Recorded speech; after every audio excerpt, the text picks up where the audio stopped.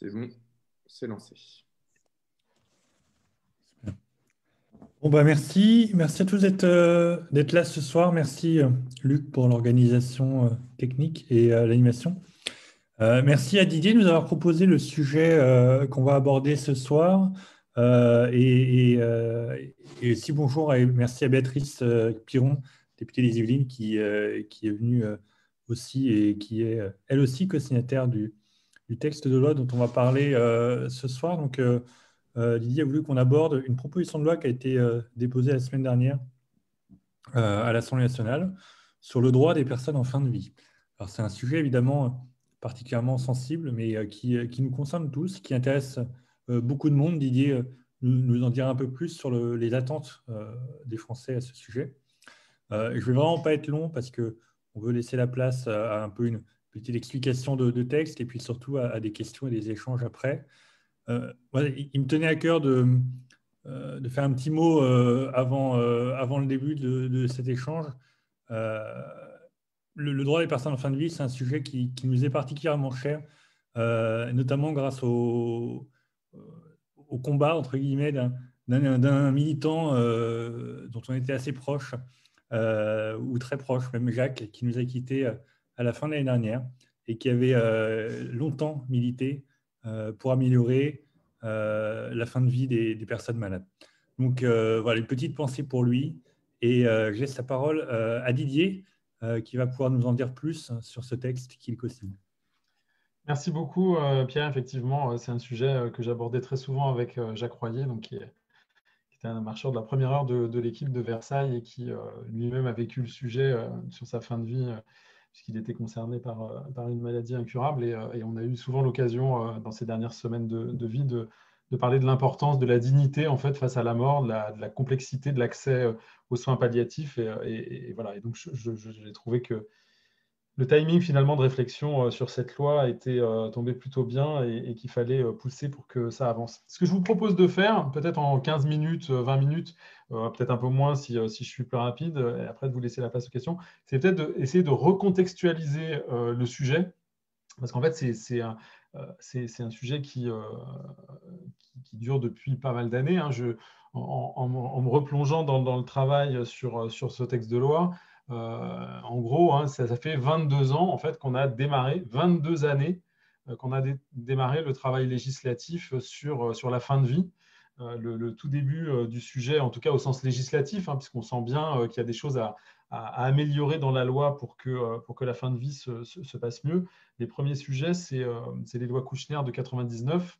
Et donc, il y a eu quasiment tous les ans ou tous les 2 ans, Kouchner 1, Kouchner 2, Kouchner 3, plus évidemment l'arrivée des différents rapports de Jean Leonetti, qui est un député des Républicains qui a beaucoup travaillé sur le sujet, jusqu'à la fameuse loi de 2016 de Claes et Leonetti, qui a permis de régler un certain nombre de sujets, mais probablement pas suffisamment.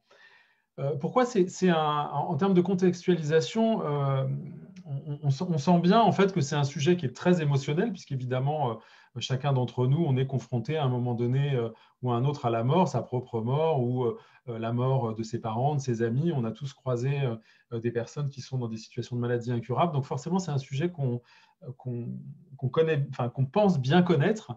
Les sondages sont assez étonnants. Je relisais une analyse qui avait été faite pour le Conseil économique et social l'année dernière. Et donc, c'est l'IFOP qui avait travaillé sur le sujet. Il y a 96% des Français qui disent être concernés par le sujet et qui considèrent qu'il faudrait améliorer les situations de fin de vie des Français, et qui d'ailleurs connaissent très très mal, ils disent dans le même sondage qu'ils connaissent très mal les conditions de la loi Claes-Leonetti, et qui ne savent pas du tout comment c'est appliqué. Alors, comme tous les sujets émotionnels, on l'a vu au moment du débat sur les lois de bioéthique, ce n'est pas parce que les sondages disent qu'il y a 96% des gens qui sont favorables au sujet qu'en fait, un texte de loi arriverait comme ça et serait adopté sans aucune difficulté. Et j'y reviendrai tout à l'heure pour voir un peu les différentes oppositions, comment elles se positionnent sur le sujet. Un élément de contexte qui est très important et qui a fait que, alors Jean-Louis Touraine, il travaille sur le sujet, mon collègue député Jean-Louis Touraine travaille sur le sujet depuis pas mal d'années, mais il a été aussi directement concerné, comme moi, par la révision des lois de bioéthique. Donc, si on revient un tout petit peu en arrière, en 2018, a été lancée donc, par le Conseil national d'éthique, comme c'est prévu dans le cadre du texte de loi, la révision des lois de bioéthique, dont on a beaucoup parlé et dont on parle encore d'ailleurs beaucoup cette semaine, puisqu'on est dans le dernier épisode des lois de bioéthique version 2021, puisque ça sera adopté en 2021, parce qu'il y avait la PMA à l'intérieur des lois de bioéthique. Et donc, on a essentiellement parlé de la PMA, alors que les lois de bioéthique, ça traite d'énormément de sujets médicaux. Et la PMA, c'est une toute petite partie des textes de loi de bioéthique. Et dans le cadre de cette révision, donc si vous vous souvenez comment ça fonctionne, dans les lois de bioéthique, il y a la nécessité de nommer, de désigner, de tirer au sort, même pour être précis, un conseil citoyen, comme on l'a fait après pour la Convention citoyenne pour le climat. Et donc, dans le cadre de la révision des lois de bioéthique, il y a 25 Français qui avaient été tirés au sort en 2018 et qui donc ont travaillé pour faire des préconisations sur la révision des lois de bioéthique. Et il se trouve que ce conseil citoyen, donc qui représente les Français, puisque c'est un échantillon représentatif des Français, il fait donc un certain nombre de recommandations et il a la possibilité d'exprimer lui aussi quelque chose qui lui semble important par rapport à ce texte de loi. Et il se trouve que le Conseil citoyen a mis en priorité numéro 1 dans le travail qu'il a mené sur les lois de bioéthique l'amélioration de la fin de vie et le débat sur l'assistance médicalisée active à la mort. Avec un consensus très fort, c'est-à-dire qu'ils ont partagé le fait que l'accès aux soins palliatifs n'était pas du tout équitable en France. Pour vous donner les chiffres, il y a aujourd'hui 60% des Français qui ont accès aux soins palliatifs. Donc, ça veut dire que 40% des Français n'y ont pas accès pour des raisons strictement médicales territoriales, qui fait qu'il n'y a pas de service de soins palliatifs à disposition. Une vraie déficience de l'hospitalisation à domicile.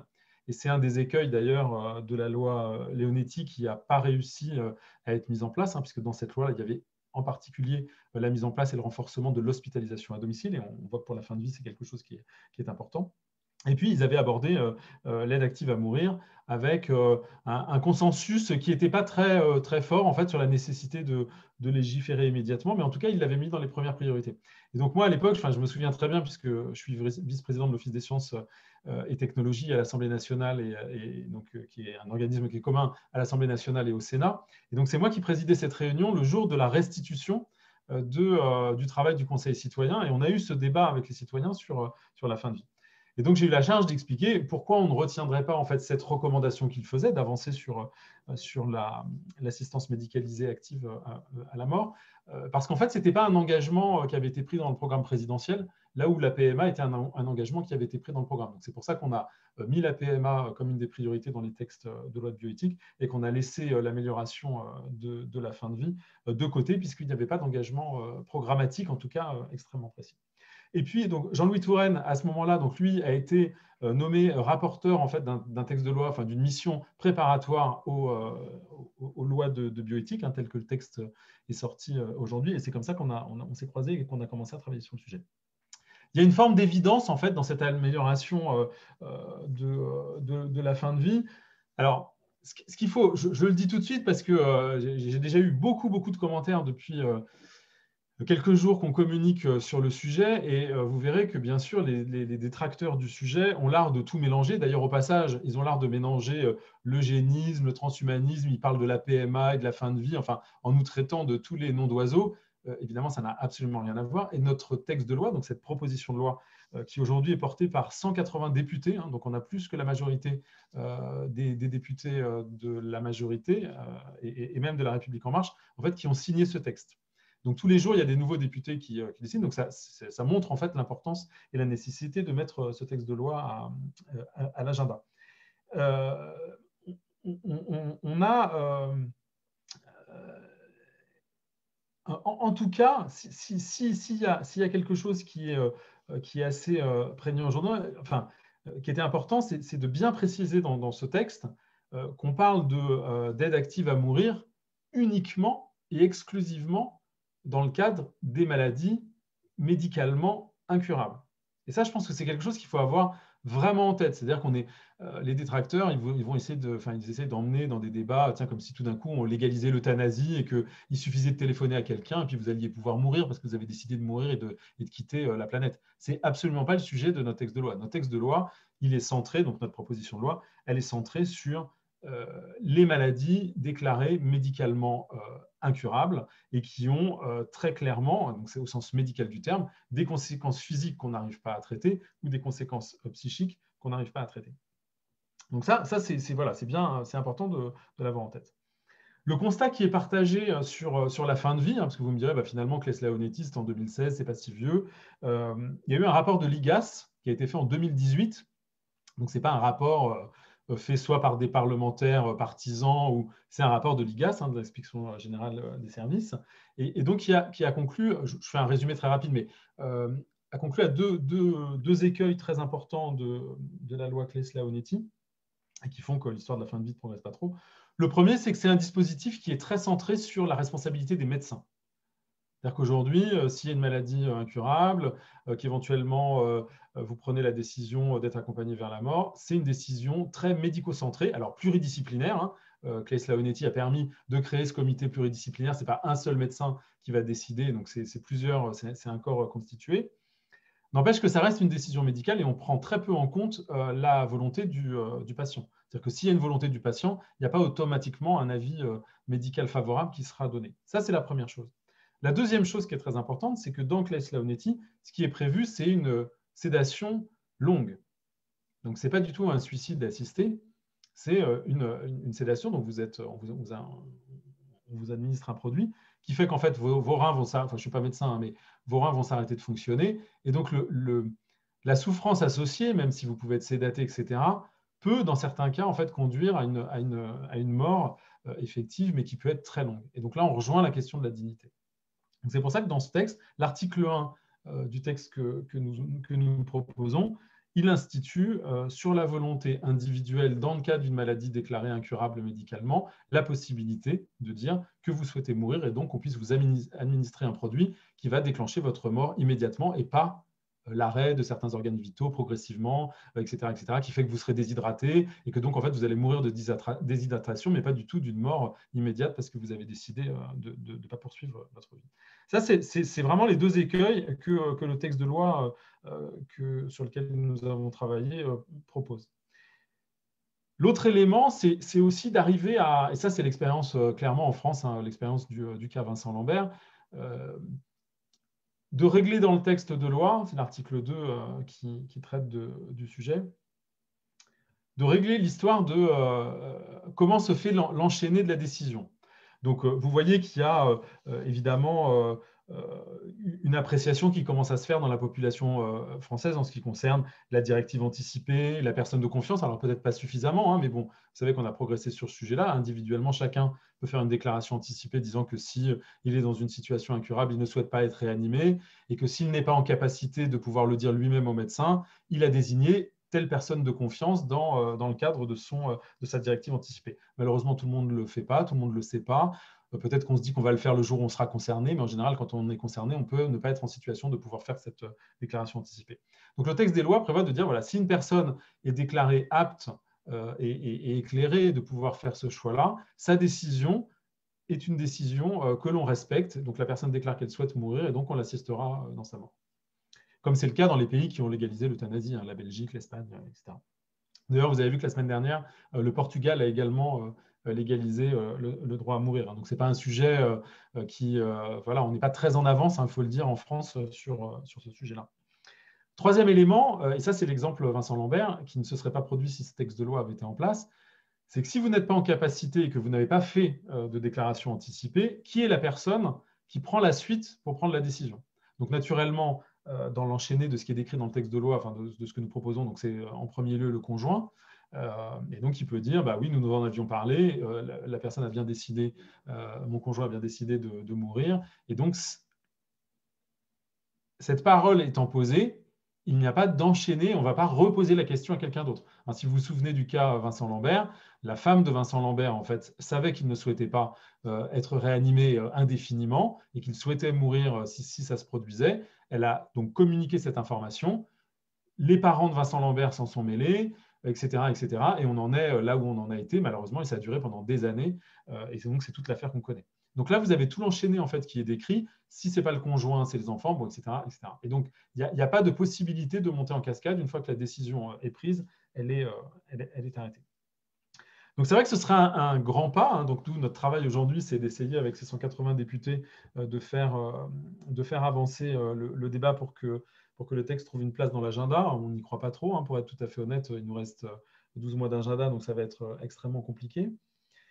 C'est un texte aussi qui a vocation à traiter l'histoire des soins palliatifs et donc de les rendre universels. Hein, puisqu'aujourd'hui, en fait, les soins palliatifs, c'est totalement déclaratif et ça dépend de l'organisation médicale du territoire sur lequel vous êtes. Soit il y a des services spécialisés, soit il n'y en a pas. S'il n'y en a pas, bah, dommage pour vous, vous n'avez pas accès aux soins palliatifs. Et vous savez très bien que suivant là où vous êtes, vous allez être confronté à cette difficulté de l'accompagnement. On règle aussi le sujet, enfin on essaye en tout cas de régler le sujet de l'hospitalisation à domicile, qui dépend beaucoup de la connaissance des médecins de ville de l'hospitalisation à domicile. Et je peux vous assurer, pour travailler sur le sujet sur ma circonscription et avoir fait rencontrer des médecins généralistes et des services spécialisés d'hospitalisation à domicile, puisque sur la première circonscription, c'est Corian qui a cette responsabilité, en tout cas pour la partie senior. Il y a une très grande méconnaissance par les médecins de ville de l'hospitalisation à domicile. Ce qu'on tend à vouloir mettre en place, c'est le dispositif qui est en Belgique. Hein.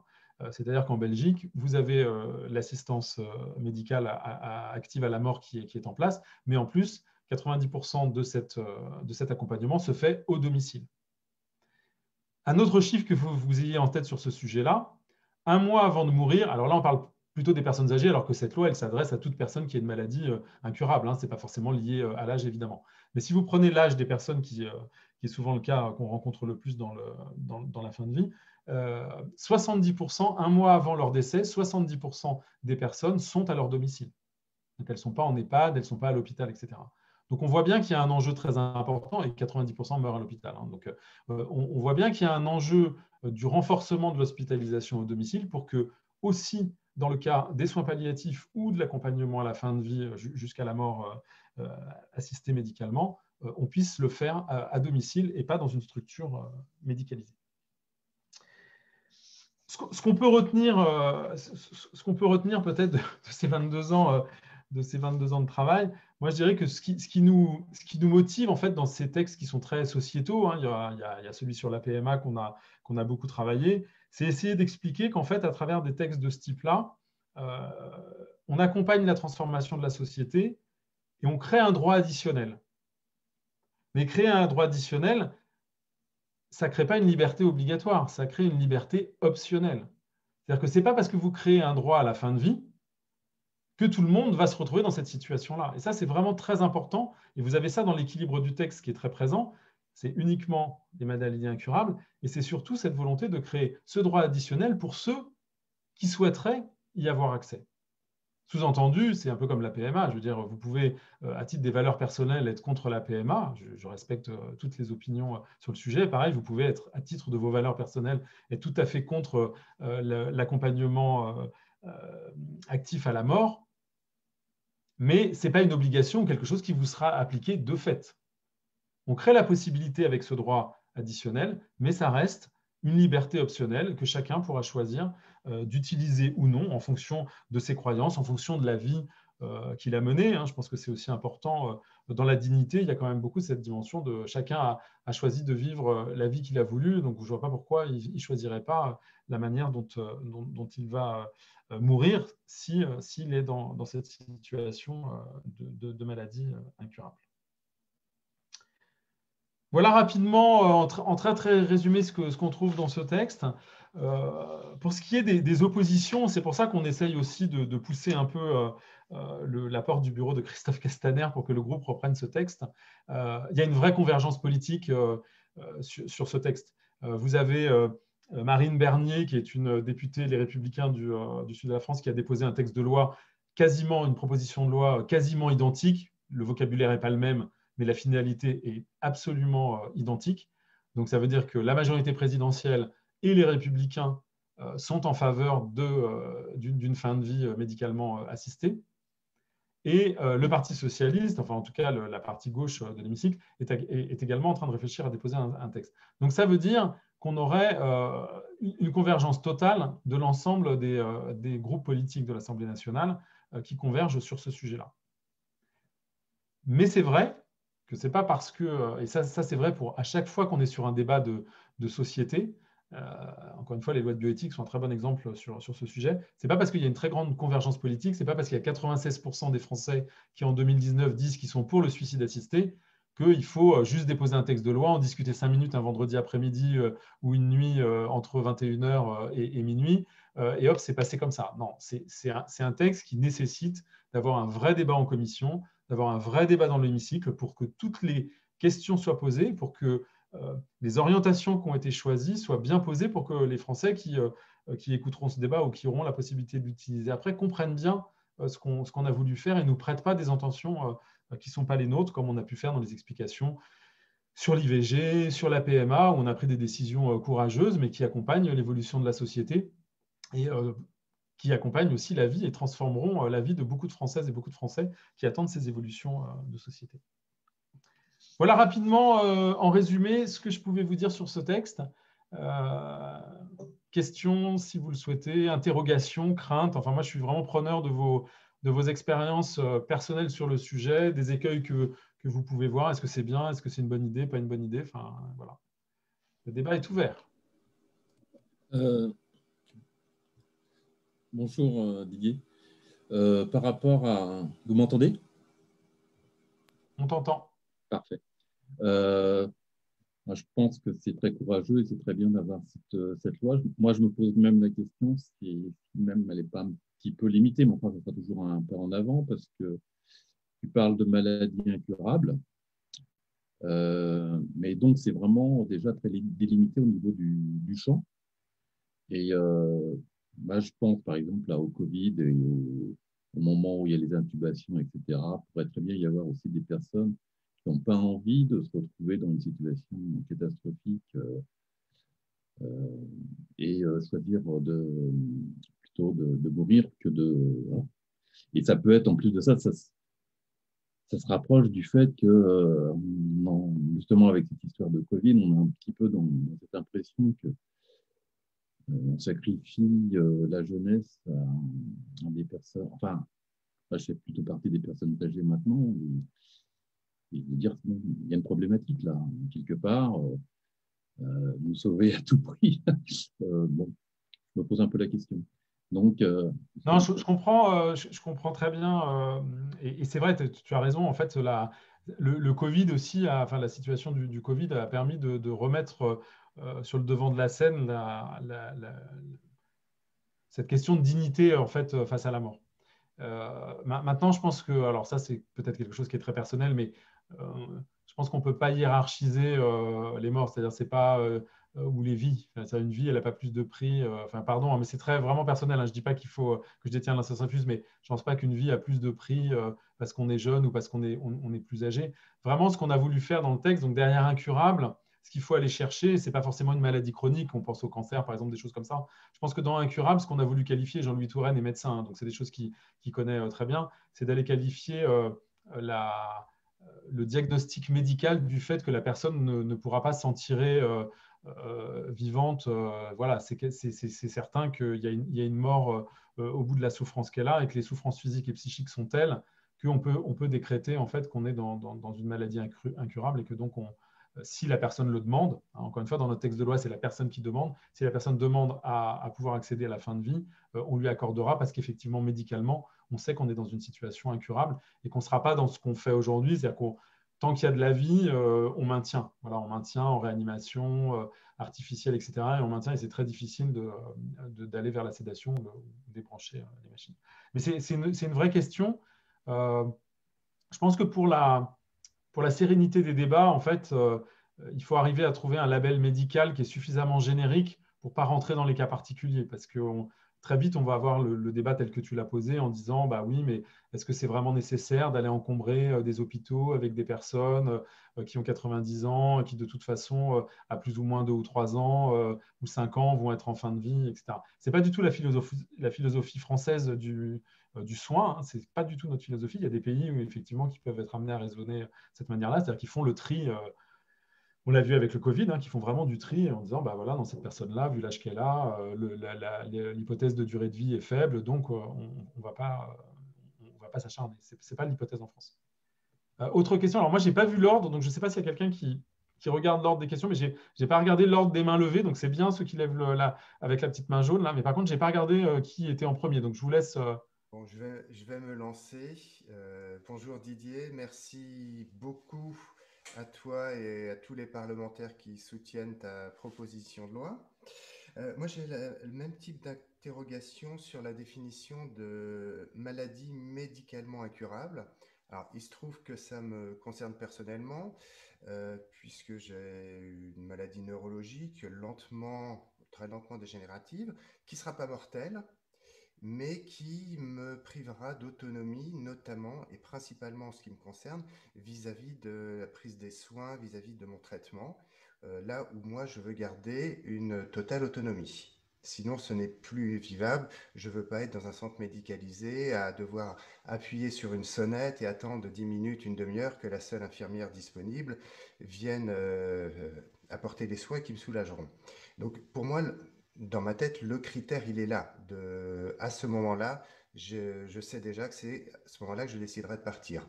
Donc, il y a de la lumière qui s'est allumée avec cette proposition de loi, puisque la seule alternative que j'ai actuellement, c'est d'aller dans un hôtel en Belgique, une chambre anonyme, sans même pouvoir dire correctement adieu à mes proches.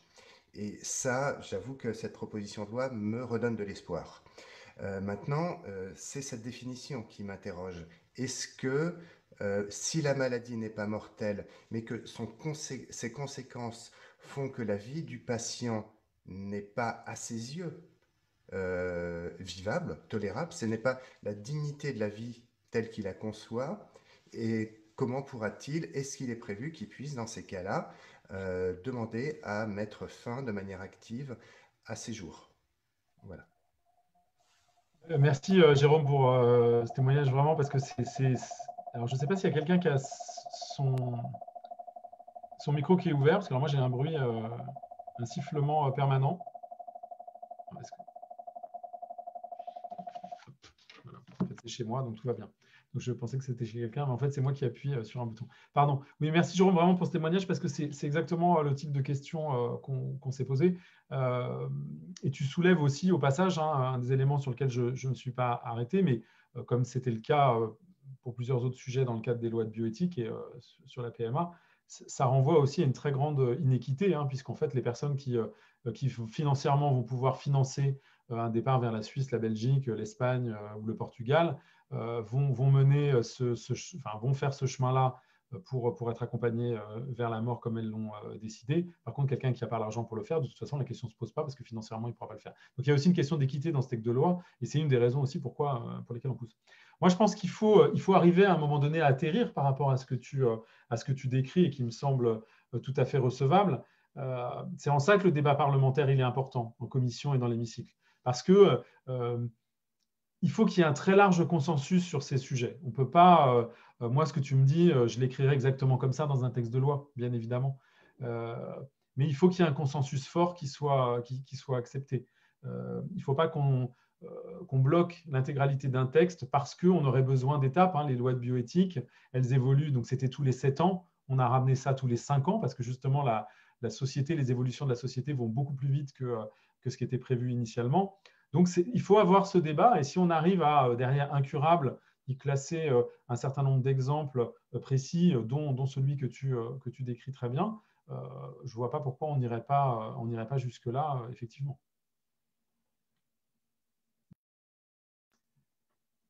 Je ne sais pas qui était la prochaine personne. Oui, Anne-Marie, peut-être. Je prends la suite, voilà, parce que c'est un sujet que je travaille au sein d'En Commun aussi, donc c'est pour ça que je suis là aussi, pour pouvoir aussi continuer dans mon groupe. Donc, pour prendre un peu la continuité, ce n'est pas une question, mais la maladie incurable, médicalement incurable, il faut dire aussi, à part l'inéquité et l'inégalité qu'il y a par rapport aux riches et aux pauvres, effectivement, qui pourront le faire, il y a aussi la notion de suicide parfois violent, parce qu'il y a des gens qui vont essayer de le faire par eux-mêmes. Donc, il y a cette notion de suicide violent qui est à mettre en avant. Il me semble que c'est très important de voir ça. Donc, ça pourrait être un argument aussi. Ensuite, par rapport aux autres maladies incurables, il faut savoir que statistiquement, je fais partie du médical, 50% des chimiothérapies sont engagés dans les 15 jours de la vie des personnes succombant à un cancer. Donc ça aussi, on fait des chimiothérapies dont on sait que on les fait pour soulager, mais pas pour guérir. Donc ça, c'est un point aussi aujourd'hui. Ensuite, c'est rendre officieux quelque chose qui se fait officieusement et déculpabiliser les médecins qui adhèrent à la parole du patient ou qui adhèrent au désir de la famille. Et moi, je parle pour mon expérience personnelle. Nous avons accompagné ma belle-sœur grâce au médecin qui l'a fait et qui était en fin de vie suite à un cancer. Et bien voilà, ça s'est fait. Il faut savoir que ça se pratique officieusement quand même. Donc, ça ne ferait qu'officialiser quelque chose qui est officieux dans des cas extrêmes. Je ne dis pas que ça se fait tout le temps parce qu'on va se retrouver confronté à des médecins qui sont contre aussi, mais en tous les cas, rendre officiel ce qui se fait officieusement et qui déculpabiliserait. Anne-Marie, juste sur ce point, parce qu'il est super important, dans ce que tu dis, tu vois en fait que le risque que les médecins prennent dans ce cas-là. C'est-à-dire que je suis entièrement d'accord, il y a d'ailleurs des statistiques sur le nombre de cas qui sont pratiqués de manière non officielle tous les ans, mais c'est les limites de Claes-Leonetti, c'est-à-dire que finalement, on fait porter une responsabilité à l'équipe médicale qui est bien trop importante alors qu'il s'agit d'une décision individuelle. C'est pour ça qu'il y a besoin d'une évolution législative sur le sujet. Absolument. Ensuite, la loi Leonetti, ça a été déjà une grande avancée, disons-le, mais quand même, la sédation, c'est la dignité. Moi, j'ai vu des gens sédatés avec des escarres, dans des conditions atroces et qui souffraient. Parce que ce n'est pas parce qu'on est sédaté qu'on ne souffre pas. Et sans compter la famille à côté, la souffrance de la famille. Donc la sédation, pour moi, c'est quelque chose d'hypocrite. C'est un suicide, c'est une euthanasie déguisée. Donc employons les vrais mots. Et il faut savoir que statistiquement, si on regarde, en Suisse, ça représente quoi? 2%? C'est rien. Donc en fait, je ne vois pas pourquoi. Donc, moi, je suis très favorable à ce texte de loi et je me réjouis qu'aujourd'hui, 180 députés puissent l'apporter. Maintenant, les arguments qui sont contre, c'est le serment d'Hippocrate. Attention, il n'a pas de valeur juridique, mais il a une symbolique forte. Et ça, c'est un argument qu'on entend systématiquement chez les médecins. Moi, j'ai fait mon serment pour soigner, pas pour tuer, employons les mots. L'euthanasie, on entend, c'est une facilité économique. Et là, je rejoins la première intervention. On va dire, attention, on va se débarrasser des personnes qui encombrent les hôpitaux, ce qui n'est pas le but. Parce que l'hôpital, il est là pour soigner. Anne-Marie, juste parce qu'après, je vais oublier, pardon de te couper, parce que tu disais symbolique et c'est aussi important. On a ajouté, même si on sait que ce n'est pas nécessaire, puisqu'on l'a retiré par ailleurs dans le cadre de l'IVG, on a rajouté dans le texte de loi une clause de conscience pour les médecins. Ah bien. Même si de fait, la clause de conscience, en fait, elle existe pour tous les médecins, quel que soit le sujet. C'est pour ça qu'on l'a retirée dans le cadre de l'IVG, puisque en fait, elle est déjà de fait. Mais pour montrer en fait, qu'on voulait laisser quand même la liberté aux médecins de ne pas faire, de ne pas faire quelque chose qui était contre ces valeurs, on a rajouté, c'est l'article 7 ou 8, je ne me souviens plus, qui instaure cette clause de conscience pour le médecin. Donc, dans le même cadre que ce qui existait pour l'IVG, c'est-à-dire que si un médecin fait valoir sa clause de conscience, il doit de communiquer les coordonnées d'un autre médecin qui sera en capacité de pratiquer l'assistance active à la mort. Très bien. Pardon, c'est juste parce que je ne voulais pas oublier de le dire. Non, mais c'est bien, c'est pour ça que ça, en même temps, ça montre les arguments. Et puis, un dernier argument contre, c'est le risque pour les plus vulnérables. Attention, cet argument, il ressort systématiquement quand on interroge les gens, même si, effectivement, 96% des gens interrogés seraient favorables. C'est la crainte des dérives, que l'euthanasie devienne une issue thérapeutique pour soulager des souffrances et pas chercher d'autres options. Ça, c'est des craintes aussi qui sont avancées dans les arguments contre. Donc ça, c'est quelque chose à réfléchir.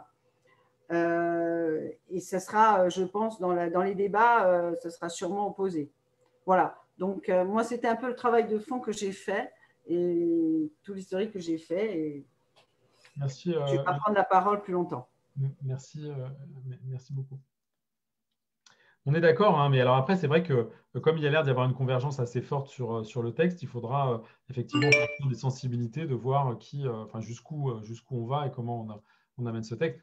Bon, après, encore une fois, on a cette difficulté du calendrier parlementaire, c'est une réalité. Hein. On a vraiment un embouteillage avec le retard qu'on a pris avec le Covid, mais on avait aussi beaucoup de textes qui n'avaient pas été traités. Donc, peut-être que ce sera un élément programmatique pour la prochaine campagne présidentielle, et tant mieux si ça sert au moins à ça. Maintenant, on est vraiment parti avec le groupe de travail là, autour de Jean-Louis Touraine pour essayer d'amener, on sait que Christophe Castaner, par exemple, est à titre personnel convaincu par le sujet, mais il faut qu'on arrive à trouver un créneau.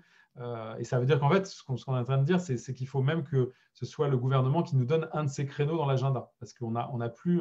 dans les niches parlementaires, on n'a plus de place. Donc, il faut que le gouvernement accepte le sujet et nous donne un créneau dans l'agenda parlementaire, ce qui est quand même pas très simple. Il y avait Alexandra, je crois, qui avait levé la main. Enfin, en tout cas, moi, je vois une main levée. Bonsoir. Bonsoir. Moi, j'ai une interrogation quand vous dites maladie incurable, de par une expérience personnelle. Malheureusement, j'ai ma grand-mère qui a fait un triple AVC massif et qui a fini malheureusement dans des conditions terribles. Je voudrais savoir si dans votre projet de loi, vous comptez inclure justement toutes ces personnes qui sont concernées par des accidents de la vie, par des questions de santé ou des accidents de la route, par exemple, qui finissent malheureusement avec des... Enfin, je ne veux pas employer ce terme de légumes, mais moi, c'est ce qui me revient malheureusement en tête, qui n'ont plus de conscience au final. Et je voudrais savoir si vous souhaitez ou si vous allez les inclure dans ce projet de loi, parce que malheureusement, je me rapporte encore à mon cas, mais on n'a pas pu avoir son consentement pour notamment une fin de vie digne, et elle est partie dans des conditions absolument exécrables. Et voilà, du coup, j'ai cette interrogation de savoir si vous comptiez intégrer ce genre de cas dans ce projet de loi. Bien sûr, c'est ce qu'on disait quand je répondais à Jérôme tout à l'heure. C'est-à-dire que un texte de loi, en fait, il ne peut pas lister toutes les typologies de maladies ou d'accidents de la vie qu'on peut être amené à rencontrer. Et ce n'est évidemment pas un texte, quand on dit fin de vie, on pense senior, 80, 90 ans, enfin, j'en sais rien. Il y a ça, bien sûr, mais c'est n'importe quelle maladie incurable.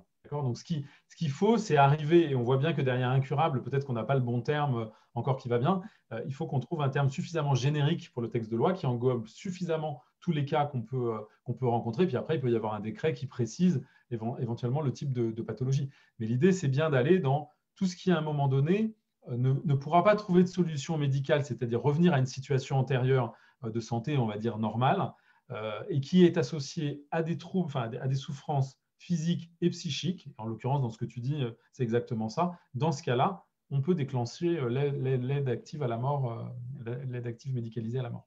Tout à fait. Mais il faut un débat. Encore une fois, je pense que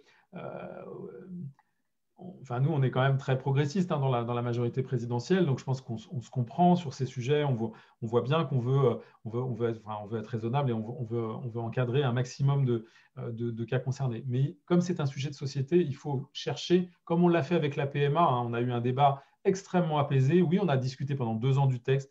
Oui, il était au Sénat la semaine dernière. Ils ont retiré la PMA. Oui, le texte va revenir, on va le rajouter.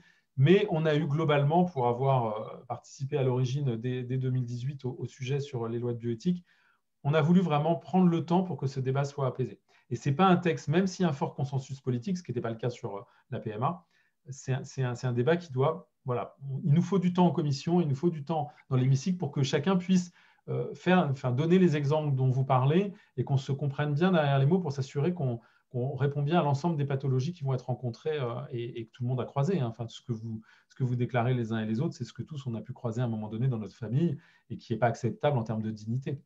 Oui. J'avais une dernière question, notamment je reviens sur la clause de conscience. Aujourd'hui, on voit que notamment sur l'IVG, il y a beaucoup de médecins qui font valoir cette clause de conscience pour ne pas pratiquer l'IVG. Et on a beaucoup de mal en tant que femme aujourd'hui d'avoir un IVG, d'avoir la possibilité d'accéder à un IVG. Est-ce que vous ne pensez pas qu'avec cette clause de conscience, on peut arriver sur des dérives telles qu'on peut les connaître aujourd'hui, où des médecins refusent tout bonnement de pratiquer comment dire, l'IVG, ouais, non, bien sûr. Mais alors, bon, une fin de vie digne pour bien sûr, bien sûr. Alors, je ne sais pas si on est dans les mêmes volumes, donc je ne vais pas me lancer dans des comparaisons statistiques parce que je ne le sais pas. Par contre, je peux te répondre par rapport à l'IVG, c'est justement pour ça, parce qu'il y a non seulement la clause de conscience, mais il y a aussi la très grande inéquité territoriale. Je vous ai dit 60% des Français ont accès à des soins palliatifs. Pour l'IVG, je crois que c'est à peu près le même chiffre. Donc c'est pour ça qu'en fait, dans le dernier texte, qui doit revenir à l'Assemblée nationale, qui était un texte qui était porté par une ancienne collègue La République En Marche, Alban Gaillot, qui n'est plus à La République En Marche maintenant. On a ouvert clairement la possibilité aux sages-femmes de pratiquer l'IVG, non pas médicamenteuse, parce que les sages-femmes pratiquent déjà, peuvent prescrire l'IVG médicamenteuse, mais donc de pratiquer un IVG physique jusqu'à 12 semaines. Donc c'est pour cette raison essentiellement. C'est-à-dire qu'il n'y a pas suffisamment de praticiens, suffisamment en proximité des femmes pour pouvoir conseiller correctement en matière d'IVG et de choix d'IVG à un moment donné. Donc il faudra, alors c'est toujours pareil, hein, les textes de loi, je dis ça maintenant avec un peu de recul et d'expérience, j'aurais peut-être pas dit ça il y a 4 ans, mais il faut pas vouloir tout faire dans un seul texte. Quand on est sur des modifications sociétales aussi importantes que le débat que nous avons ce soir, il faut cranter le maximum. Et quand je vous dis que ça fait 22 ans qu'on travaille sur le sujet, les lois Kouchner, elles ont permis de faire des choses. Claes-Leonetti a permis d'avancer, bien évidemment. Et donc là, il faut passer une nouvelle étape. Donc ce qui compte, c'est de bien cranter que c'est le choix individuel qui déclenchera la mort, et non pas le consensus médical, comme c'est dans Claes-Leonetti. Et que peut-être après, il faudra un cran supplémentaire pour voir qui peut administrer en termes d'HAD, donc d'hospitalisation à domicile dans l'aide à mourir. Peut-être qu'il faudra considérer que si c'est une injection d'un produit, ce sera une prescription médicale, mais qu'une infirmière pourra le prescrire, par exemple, dans le cadre d'un protocole très, très construit. Je pense que dans quelques années, on arrivera effectivement, comme en Belgique, à cette hospitalisation à domicile avec une aide à l'assistance à la mort qui sera une injection qui pourra être pratiquée par une infirmière. Mais si on veut tout mettre dans le texte aujourd'hui, je pense qu'on se heurtera déjà aussi à une forme de très grand conservatisme du milieu médical, hein, il faut le dire. Hein. Alors, ça a progressé énormément. Hein. Pour avoir été sur la mission d'égal accès aux soins, d'avoir auditionné tous les conseils de l'ordre, de tous les types de médecins, du généraliste, du dentiste, des chasseurs. Enfin, je peux vous dire qu'il y a vraiment un conservatisme très, très fort qui est installé. Mais quand on auditionne en parallèle les syndicats d'étudiants, de médecins, d'infirmiers, etc., on voit que la nouvelle génération en fait, est beaucoup plus progressiste, a bien plus intégré ces sujets-là. Et donc, on va être sur des évolutions qui vont se faire sans difficulté dans les 5-10 ans qui viennent. Mais on ne peut pas, je pense que ce n'est pas quelque chose qu'on peut faire contre les médecins, parce que ça reste, quand on dit maladie incurable, ça reste un diagnostic médical et ça ne peut pas être, on a vu de la lumière le matin et on a décidé qu'on allait mourir. Ça, c'est aussi important pour la société de garder, voilà, la vie c'est précieux, hein. Il ne s'agit pas de dire autre chose. Est-ce qu'il y a d'autres questions? Je vois Marc-Henri qui a levé la main. Oui, j'avais 3 points. 2, est-ce que pour préparer la loi, c'est un plus par curiosité, vous avez rencontré des associations, j'imagine, d'aide à la fin de vie, telles que Rivage, par exemple, chez Versailles. Est-ce que vous avez rencontré le docteur Sicard, qui a en plus fait un article dans Le Monde il y a 2 semaines, je crois. Et ma dernière observation, c'est est-ce que vous ne pourriez pas faire aussi plus de publicité sur le DMP, qui a du mal à décoller, et qui est quand même le moyen le plus simple pour mettre ses dernières volontés. Non, tu as entièrement raison. Alors, juste parce que j'ai vu que tout à l'heure, quelqu'un posait la question sur le fil, la directive anticipée, servicepublic.fr. Donc, cherchez pas, quand vous cherchez un sujet comme ça, de quelque chose qui est lié à un texte de loi, vous allez sur servicepublic.fr, je crois que c'est service-public.fr, vous tapez directive anticipée, vous allez arriver sur la page, il y a tous les éléments, il y a les explications et vous avez les liens avec les formulaires. Donc, si vous n'avez pas fait votre DMT, vous pouvez le faire directement sur servicepublic.fr. Ça, c'est le premier point. Après, oui, il y a eu… alors, Jean-Louis Touraine, il travaille sur le sujet, je crois, depuis qu'il est député. Donc, ça doit être son 3e mandat, si je ne dis pas de bêtises. Donc, il y a même un groupe, en fait, à l'Assemblée nationale. Alors, moi, je n'en fais pas partie, mais il y a un groupe de travail sur la fin de vie, donc à auditionner depuis, je vais dire la nuit des temps, ce n'est pas tout à fait vrai, mais qui auditionne très régulièrement. Moi, à titre personnel, je suis en train de me lancer dans une série d'auditions, donc centrées sur le département, par contre, pour rencontrer les spécialistes du département. J'avais fait une première réunion il y a 2 mois avec les spécialistes de l'hospitalisation à domicile et créer en fait ce lien qui n'existait pas, en tout cas sur une partie de ma circonscription à Montigny à Guyancourt, ce lien entre la médecine de ville et l'HAD. Et je peux vous assurer que j'étais sidéré de voir que des médecins généralistes, qui sont voilà, des gens avec la tête bien faite, etc., bon, qui sont au four et au moulin aussi dans toutes les consultations qu'ils font, n'avaient pas du tout la conscience du service d'hospitalisation à domicile. Il y a 2 services d'hospitalisation à domicile dans le sud Yvelines. Je vais parler de ce que je connais du sud Yvelines. Il y en a un qui est centré sur les maladies chroniques, hein, donc plutôt les cancers, etc. Et puis un qui est plutôt sur les seniors. Et donc ça, c'est Corian qui le porte. Et donc, c'est un dispositif qui est… Enfin, moi, j'ai rencontré des familles qui en ont bénéficié, qui est extrêmement bien huilé, qui, en plus, entre parenthèses, coûte moins cher à la sécurité sociale que l'hospitalisation à l'hôpital. Donc, ils prennent en charge tout ce dont vous avez besoin. Si vous avez besoin d'un kiné, d'une infirmière, de pansement, enfin, voilà, tout le matériel médical est prévu et vous êtes accompagné dans cette démarche d'hospitalisation. Mais il faut une prescription médicale. Donc, s'il n'y a pas de prescription médicale, il n'y a pas d'HAD. Donc, ce n'est pas un choix individuel. Hein. Encore une fois, on est dans un dispositif en France où le médecin doit prescrire. Donc, si, vous voyez, c'est la poule et l'œuf. Si la médecine de ville ne connaît pas l'HAD, on ne va pas s'en sortir, elle ne sera pas prescrite.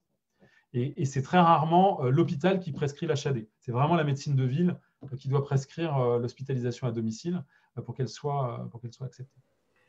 Oui, mais alors après, excuse-moi d'interrompre, mais dans les départements, ça dépend aussi des départements, parce que ça aussi, pour avoir vécu, un HAD, ça se fait, mais le suivi, pas tout le temps. Il y a l'infirmier qui vient le matin, il y a l'infirmier qui vient le soir, et le reste est à la charge de la famille. Moi, j'ai dû assister ma sœur dont le mari était en fin de vie. C'est moi qui allais l'assister. L'HAD, des fois, ça ne fonctionne pas comme ça. Donc, il faudrait donner des moyens à l'HAD. Et là tu vois, enfin, moi, je trouve ça génial qu'on ait ce débat-là, puisque c'est typiquement l'enjeu des élections départementales. Ce que les gens ne perçoivent pas dans cette élection, c'est que le social et le médical au sens de l'accompagnement, c'est un enjeu des élections départementales. Donc, si vous avez un département qui a une politique sociale importante, et là, pour le coup, je dois dire que sur l'HAD, je ne vais pas dire pour le social, parce que là, ce n'est pas vrai, mais sur l'hospitalisation à domicile, enfin, en tout cas, dans le département des Yvelines, il y a une réelle prise en charge qui a été faite et des vrais appels d'offres qui ont été faits.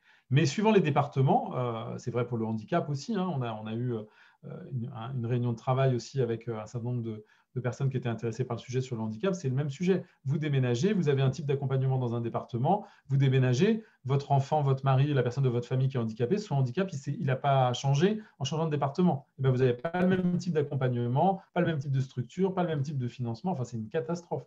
Et donc ça fait partie des choses qui sont départementalisées et qui sont liées à la politique. Et quand on vote pour les départementales, on vote aussi pour avoir une politique sociale et médicale progressiste. Et si je puis me permettre encore, autre inégalité, c'est qu'un soin palliatif, amélioration des soins palliatifs, c'est que bien souvent, on se trouve confronté à la durée. Parce que quand on rentre en soins palliatifs, on a 3 semaines pour mourir, il faut le savoir. Parce qu'au bout de 3 semaines, le soin palliatif, il renvoie à la maison. Donc ça aussi, il faudrait améliorer les soins palliatifs dans ces cas, si on ne va pas vers cette décision de fin de vie. On est d'accord. C'est pour ça que nous, on a fait le choix dans le texte de créer cet article sur le droit universel aux soins palliatifs. Hein, donc, c'est-à-dire que la loi, elle instaure le principe. Et donc, ensuite, par décret, les ARS en fait, devront construire, ça veut dire dans chaque département, un certain nombre de kilomètres, comme c'est fait systématiquement de chaque lieu d'habitation moyen, il doit y avoir un service de soins palliatifs, ce qui, encore une fois, n'est pas le cas aujourd'hui. D'autres questions? Je vois que Laura a levé la main ou pas baissé sa main. Oui, s'il vous plaît. Jean-Paul, ouais. Ouais. Moi, personnellement, je trouve que le texte, donc s'il marque un progrès évident par rapport à la situation antérieure, il me paraît bien timide quand même parce qu'il est limitatif puisque ce sont seulement les cas de maladies médicalement incurables auxquels il s'applique. Et à mon avis, on passe à côté de la mort de beaucoup d'autres personnes qui meurent de façon, j'allais dire, normale et qui arrivent tout simplement à la fin de leur vie et qui, eux, parce qu'ils l'ont décidé eux-mêmes sans forcément avoir rempli un formulaire de directive anticipée, mais qui l'ont décidé d'eux-mêmes ou avec leur conjoint ou leur famille, d'arrêter leur traitement et de rentrer dans un processus de sédation lente jusqu'à la mort. Donc, je trouve que là, le texte, il oublie toute cette partie, et à mon avis, la partie majoritaire des gens qui sont en fin de vie. Et je trouve que là, il est bien timide, le texte. Je voudrais prendre pour exemple la mort de ma maman qui s'est produite au mois de septembre dernier, à 92 ans, en EHPAD. Donc, nous avions décidé avec mes sœurs et avec elle de dire que c'était plus la peine de s'acharner. Elle était très, très fatiguée. Elle arrivait vraiment, elle était à sa fin de vie. Vraiment, on avait senti, elle-même le sentait. Donc, on avait décidé d'arrêter les traitements. Donc, on a demandé à l'EHPAD de réunir une équipe mobile de soins palliatifs avec un médecin spécialisé dans l'accompagnement en fin de vie. Le médecin traitant était présent, plus tout le corps soignant de l'EHPAD. Et donc, un protocole a été mis en place de soins palliatifs et de mise en place d'un processus de sédation à base de morphine et de Valium. Bon, très bien, jusqu'à là, les choses se passent normalement, sauf qu'on s'est aperçu que pendant ce processus qui a été long, qui a duré plus de 8 jours, ma maman souffrait. Et on a demandé à ce moment-là au médecin traitant qui était là d'aller plus loin dans le traitement. Et il y a un certain nombre de produits qui peuvent être prescrits qui amènent à aller plus loin dans la sédation pour accélérer la mort, l'arrivée de la mort.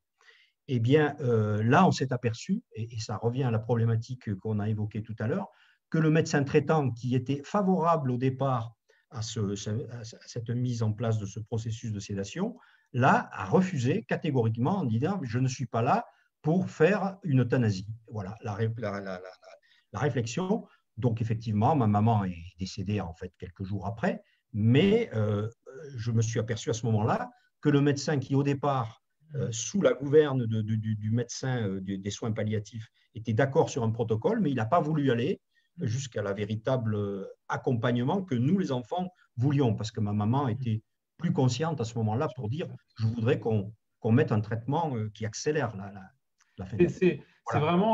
C'est vraiment le point. Il faut que le futur texte de loi en fait règle le sujet des médecins pour ne pas les laisser seuls décisionnaires. C'est-à-dire que peut-être que le médecin dont tu parles, enfin je ne le connais pas, mais peut-être que le médecin dont tu parles, il était peut-être d'accord avec vous philosophiquement, mais par contre par rapport au texte de loi, en fait, il n'avait pas le droit d'aller plus loin. Et ce qu'il faut, enfin le fait de remettre la décision dans les mains du patient ou dans la cascade telle qu'elle est décrite dans le texte de loi, permet de dire, enfin que le médecin puisse dire bon bah ok, on va plus loin. Mais aujourd'hui, effectivement, le texte ne permet pas de le faire. Moi j'entends ce que vous dites sur incurable, etc. Donc, il y aura un travail à faire sur ce sujet-là. Ça me paraît très limitatif. Oui, non, mais bien sûr. Mais moi, encore une fois, je suis entièrement d'accord avec ce que tu dis. Et dans l'esprit, enfin, je sais que Jean-Louis Touraine, évidemment, est dans le même état d'esprit très clairement. Mais pour pouvoir avancer, je pense que c'est important de ne pas semer la confusion dans l'esprit des Français pour ne pas tomber dans les écueils de peut-être quelques oppositions qu'il faudrait s'en saisir, hein, parce que dans toutes les semaines qui viennent, on va être que dans des calendriers électoraux, hein, donc tout est bon pour cliver et essayer de raccrocher quelques électeurs. Donc c'est pour ça qu'on a choisi cette définition. Mais après, peut-être que dans le consensus de l'hémicycle, on arrivera à aller à une formulation qui permettra d'englober les cas où effectivement il y a cette douleur physique et psychique qui fait que la fin de vie, elle est assurée. Et donc dans ce cas-là, on pourra autoriser l'aide médicale. Je vois Sylvie, je crois qu'il lève la main. Il faut décrocher ton micro, Sylvie, sinon on ne t'entend pas.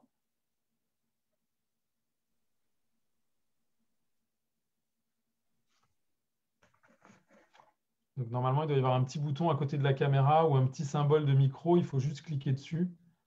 Oui. Voilà, super. Oui, voilà. Bon, moi, je suis à la DMD depuis des années.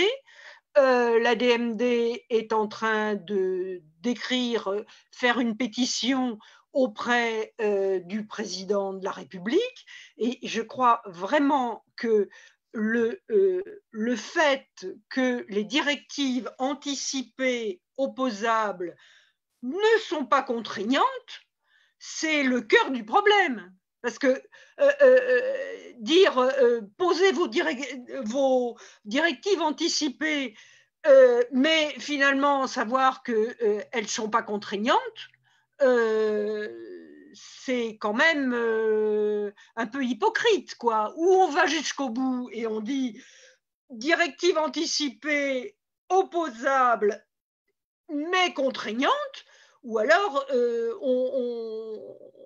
on berce les gens de faux espoirs. Si vous tombez sur des médecins qui n'ont pas envie, eh ben, vous regarderez votre proche doucement s'éteindre sans que en étant un légume, quoi. Hein? Non, mais Sylvie, on est d'accord sur ce point. Maintenant, je pense qu'il faut faire attention. Ça me paraît vraiment fondamental, ça, dans le texte. Bien sûr. Après, il faut faire attention, je pense, à la directive anticipée. Ce qu'on ne sait pas, c'est est-ce que la personne, elle est effectivement éclairée au moment où elle la produit. Et donc, il faut quand même qu'il y ait un élément supplémentaire. C'est-à-dire que dès l'instant, là où je te rejoins, c'est que dès l'instant où il y a une directive anticipée et qu'effectivement le diagnostic médical confirme la maladie, alors je ne sais pas si ce sera incurable, on verra bien le terme qu'on produit. Dans ce cas-là, il faudrait qu'elle soit opposable. Ça, je suis d'accord. Ah bah oui, par contre, absolument, c'est fondamental. Bien sûr, mais elle ne peut pas être opposable de fait. Parce que, encore une fois, on n'a pas la certitude que la personne, le jour où elle a rempli le papier, est-ce qu'elle avait bien les tenants et les aboutissants en main? Est-ce qu'elle avait bien été informée correctement? Et puis, tu ne décides pas dans quel contexte tu vas te trouver quand tu vas mourir. Enfin, je veux dire, ça peut être effectivement un accident de la route qui conduit le truc, ça peut être de vieillesse. Enfin, il y a plein de raisons. Donc, c'est important qu'il y ait la vie médicale qui reste, évidemment. Mais je te rejoins. Dès l'instant où le diagnostic médical est effectivement affirmé, il faudrait qu'elle soit… Non, mais même, enfin, bon, moi, je ne fais pas de la pub pour la DMD, mais enfin, moi, j'ai déposé depuis fort longtemps mes directives anticipées.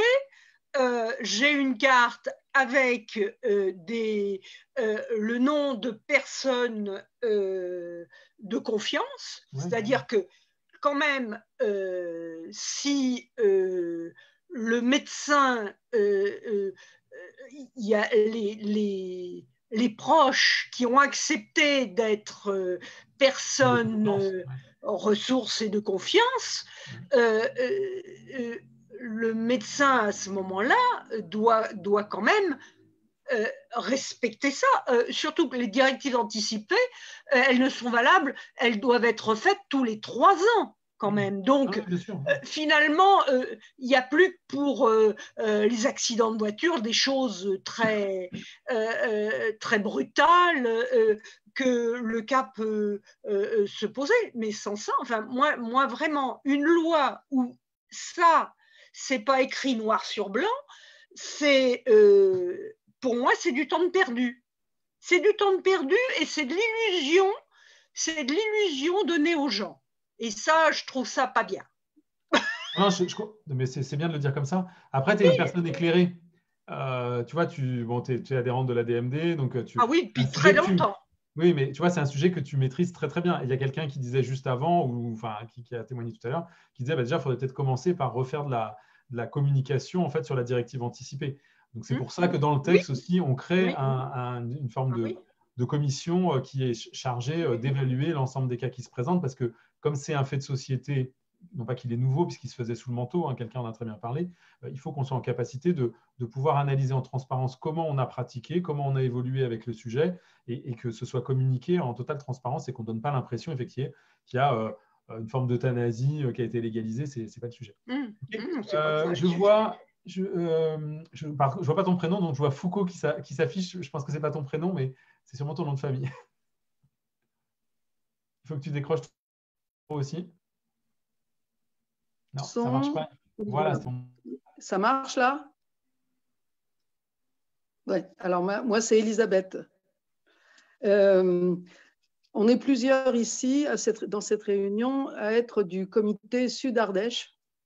Et il se trouve que ça fait au moins 3 ou 4 mois qu'on travaille sur cette question qui nous préoccupe pas mal. Et on avait mis au point justement une motion qu'on comptait envoyer à chacun des députés de La République En Marche. Ah bah, il faut nous les envoyer, ouais. C'est exactement ce qu'on va faire. On devait en parler à notre réunion de mardi prochain. C'est-à-dire qu'on est en plein dans le sujet. Et moi, je suis ravie de savoir qu'il y a 180 députés de La République En Marche maintenant, de la majorité, en tout cas, qui sont partants pour soutenir ce projet de loi.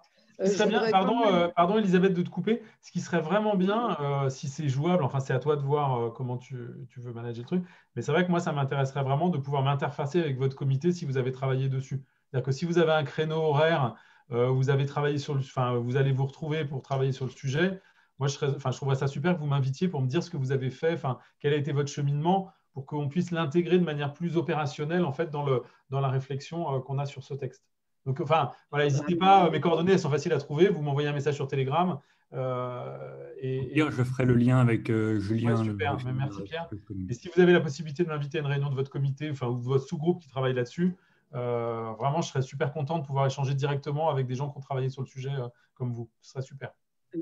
Eh ben, nous, on est super contents aussi de cette proposition. Alors, je voulais quand même faire d'abord deux petites remarques avant de poser ma question. La première remarque, c'est que alors qu'on sent qu'il y a un mouvement un petit peu général de tous les bords politiques en direction d'une loi aussi nécessaire que celle-là, c'est un petit peu en contradiction avec ce qui s'est passé récemment, à savoir la mise en garde à vue de gens de la DMD, justement, de militants qui travaillent dans ce sens, parce qu'ils avaient favorisé la possibilité de se procurer du pentobarbital qui permet soi-même de terminer sa vie. Donc là, je sens quand même qu'au niveau du gouvernement, il y a des ambiguïtés parce qu'on a l'air de s'attaquer aux militants de cette cause. Par ailleurs, Elisabeth, ça ne t'aura pas échappé que ce n'est pas un texte du gouvernement, c'est un texte des députés. Donc là, c'est aussi important. C'est une proposition des députés. Le gouvernement, on ne sait pas s'il est favorable au sujet. Je ne vais pas m'épancher sur Olivier Véran, mais ce qu'il en pense. Mais je sais que, par exemple, la précédente ministre n'était pas du tout fan du sujet de la fin de vie médicalement assistée. Donc, elle a clairement...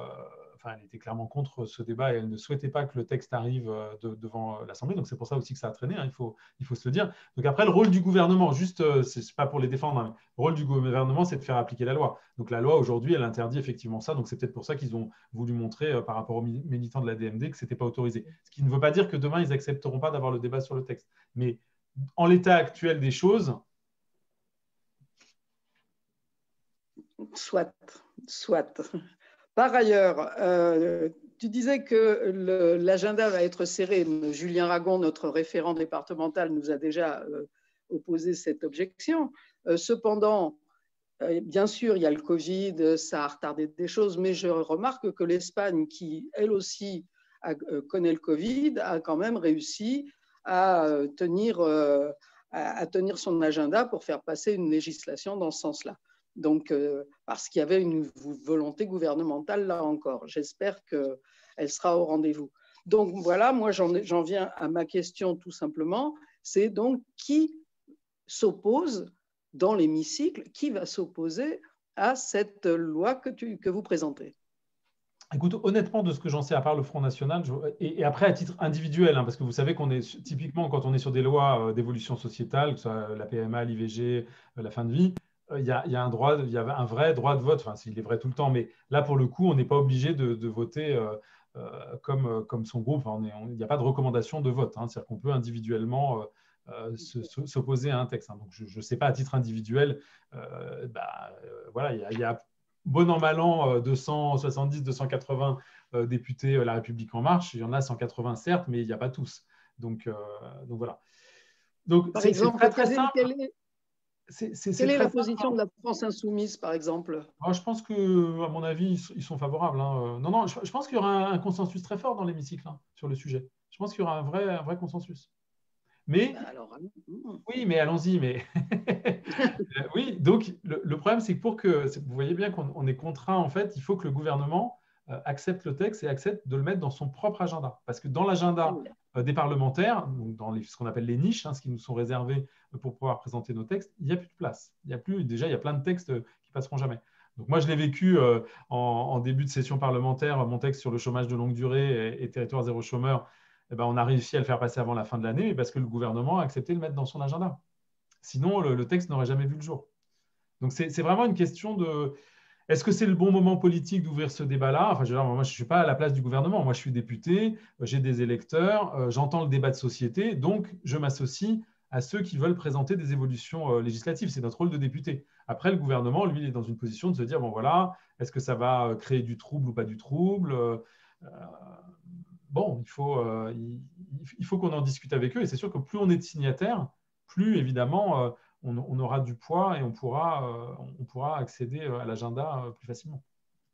On va voir, de toute façon, dans les 15 jours, 3 semaines qui viennent, on va voir un peu comment les choses tournent. Le texte étant déposé maintenant, on va bien voir quelle est la position. Donc, il faut qu'on continue à maintenir la pression sur le sujet. Laura, tu avais une question. Oui, bonsoir. J'aurais plusieurs questions. La première question, c'est en entendant expliquer pour l'amendement qu'on peut appeler l'amendement Vincent Lambert, pour la désignation du conjoint comme personne de confiance de fait. Je me posais la question, ce qui était important, ce qui aurait résolu la situation pour cette personne-là, mais en cas de séparation, un accident arrive et en fait le couple est en séparation, un grave conflit, ça me gêne un peu que ce soit le conjoint qui décide. Quid aussi des accidents causés avec des soupçons de violence conjugale. Si un auteur, est-ce qu'il est prévu que des réserves aussi, que l'auteur ou l'autrice de ces violences ne puisse pas...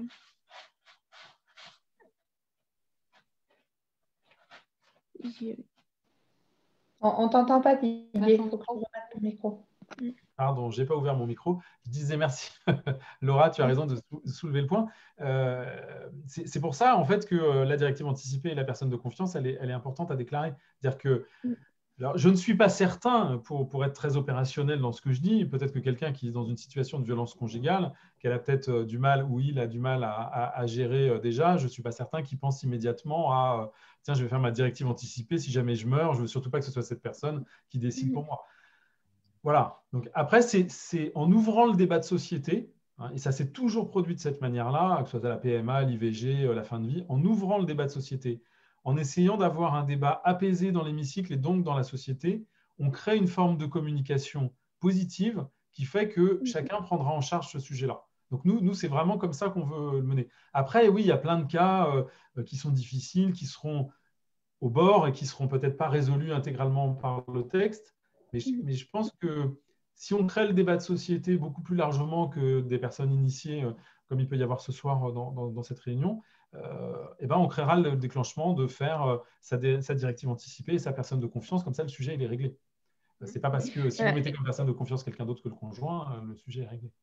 Et ma seconde, c'est plutôt une réaction parce que j'ai été sensibilisée du lycée en fac sur les directives anticipées et tout.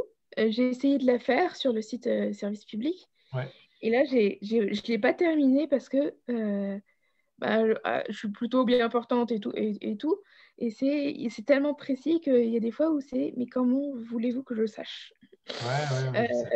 Et donc, du coup, j'ai préféré en revenir à désigner des personnes que je connaissais et qui me connaissent assez bien pour pouvoir se douter de ce que j'aurais voulu dans telle et telle situation.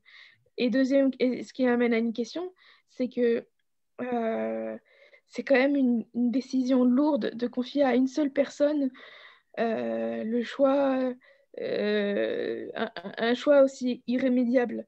Est-ce qu'il est possible de désigner plusieurs personnes?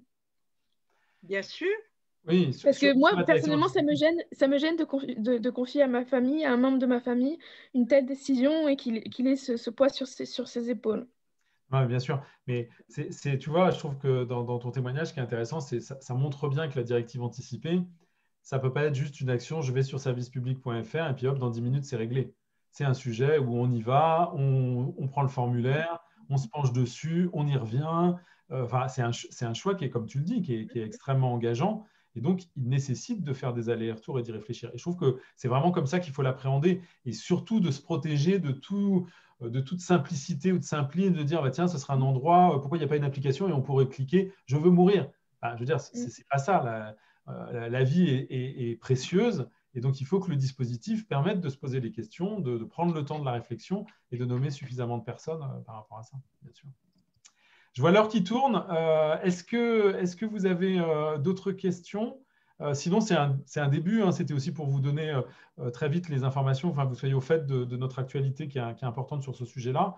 Et il y aura probablement besoin d'y revenir, d'apporter des précisions. Si le texte sort, en plus, on aura de la commission et de nouveau des auditions, donc on pourra se nourrir des réflexions que vous nous avez apportées ce soir, voire même contacter certaines personnes directement. Je le ferai avec plaisir, avec mes collègues députés. Concrètement, comment on peut vous aider? Là, c'est de la négociation à l'Assemblée, donc je ne suis pas sûr que vous allez pouvoir nous aider, mais je pense que ce qu'il faut qu'on arrive à faire, en tout cas, enfin, on a une réunion avec les députés signataires demain matin autour de Jean-Louis. Moi, je pense qu'il faut qu'on démultiplie ce type de réunion. Parce qu'encore une fois, vous avez des personnes, c'est sûr, si vous êtes à la DMD, vous connaissez même le sujet bien mieux que moi. Mais en fait, globalement, il y a peu de chances pour qu'il y ait des gens qui soient adhérents de la DMD dans un territoire, enfin, où il n'y en aura peut-être pas beaucoup. Donc, ce qu'il faut, c'est profiter des comités. Donc là, voilà, Elisabeth a dit, nous, on est plusieurs, tel comité, on a réfléchi là-dessus. Moi, je saute sur l'occasion pour aller en parler avec eux. Donc, il faut qu'on arrive dans les comités, hein, partout où il y a des comités, de communication de manière factuelle, hein, comme on l'a fait ce soir, et recueillir les avis des personnes. Dans un autre moment, j'aurais dit, on va faire une réunion publique pour l'ouvrir beaucoup plus largement. Ce n'est pas possible. Donc, on est obligé de continuer sur ce format en visio. Et la DMD est en train de faire une pétition. Oui, je l'ai vu, j'ai vu le courrier de la DMD. Qui va auprès du président de la République. Est-ce qu'on ne pourrait pas lancer à l'AREM parallèlement une demande, enfin, peut-être pas une pétition parce que ça mettrait l'AREM en difficulté. Je pense qu'il faut que chacun reste dans son rôle. La DMD est dans son rôle et l'action qu'elle mène, c'est le rôle de cette association. Après, nous, on est parlementaires. Et oui. Après, si le mouvement politique veut, il y a peut-être un groupe qui réfléchit à ça, j'en sais rien. Le mouvement peut écrire une proposition sur le sujet ou faire une déclaration, une motion, j'en sais rien. Ça appartient au mouvement de le faire. Mais nous, les parlementaires, encore une fois, on est indépendants. On se base sur l'échange qu'on a avec nos électeurs. Vous faites partie de nos électeurs. On a senti qu'il fallait avancer sur ce sujet-là, donc on avance. Encore une fois, le gouvernement et le président du groupe à l'Assemblée nationale de La République En Marche ne peuvent pas faire semblant de ne pas avoir vu que 180 députés ont signé un texte. Hein, donc, on va continuer, on va voir comment on avance. Mais il faut, je pense, démultiplier dans les comités locaux pour donner la bonne information et pas se laisser manipuler avec des sujets comme l'euthanasie, le transhumanisme, je ne sais pas quoi. Non, ça n'a rien à voir. On n'est pas liberticide ou je ne sais pas trop quoi.